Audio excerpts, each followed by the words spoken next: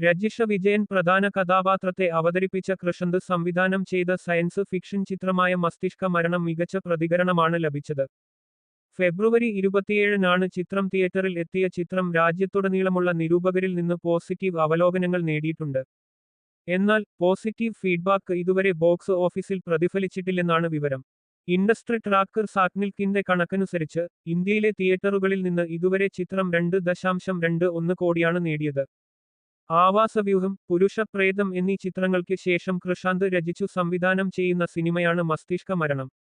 അജിത് വിനായക ഫിലിംസിന്റെ ബാനറിൽ Vinayaka films, Krishanth films എന്നിവരാണ് ചിത്രം നിർമ്മിച്ചത്. 2046 കാലഘട്ടത്തിൽ കഥ പറയുന്ന ഒരു സയൻസ് ഫിക്ഷൻ ഇൻവെസ്റ്റിഗേഷൻ കോമഡിയായാണ് ചിത്രം ഒരുക്കിയിരിക്കുന്നത്. ചിത്രത്തിൽ VFX-ന് വലിയ പ്രാധാന്യം നൽകുന്നുണ്ട്. വ്യത്യസ്തവും സ്റ്റൈലിഷുമായ വേഷപകർച്ചയിലാണ് ചിത്രത്തിലെ ഓരോ കഥാപാത്രത്തെയും അവതരിപ്പിക്കുന്നത്.